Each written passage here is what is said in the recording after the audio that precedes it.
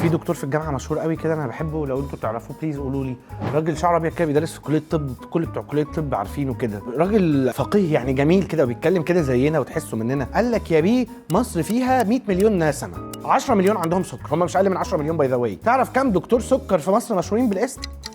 5 10 100 دكتور سكر مشهورين في مصر، ومفيش 100 ده في القاهره اللي فيها 20 مليون ناس ما يطلعوا 3 4 يخدموا 10 مليون عيان. فايه يعني قال لك اطلع تبقى رقم واحد، ورقم واحد مكرر، ورقم واحد مكرر 1000 مره. يا بيه السوق محتاج، فما تقولش الحمد لله بقى انا اتخرجت وجبت امتياز. انا اللي بيعجبوني قوي في ده كليه الطب، انت اتخرجت وبقيت دكتور؟ لا، انت اتخرجت بقيت ولا حاجه. امتياز ده انت امتياز ده طلعت ما ينفعش تكشف. انت بعد 7 سنين كليه طب ما ينفعش تكشف، يبقى اسمك جي بي ممارس عام، وبعد كده تاخد بقى تبقى اخصائي، واخصائي دي تقعد لك 3 4 سنين عشان تبقى اخصائي، او 5 سنين، وفي ناس 7 سنين، و10 سنين كمان عشان تبقى دكتوراه، و25 سنه ممارسه عشان تبقى استشاري. يعني تدرس 31 سنه دراسه تبقى استشاري، وتبقى استشاري بقى فتبتدي تاخد فلوس وتكسب فلوس وبتاع. فتقول الحمد لله انا اتخرجت من طب، مش هتشتغل ب 2 جنيه، هتاخد حرفيا زي الواد بتاع فيلم بالطو، هتاخد 250 والله العظيم، هتاخد 250 جنيه في المستوصف. فهو في خط رفيع قوي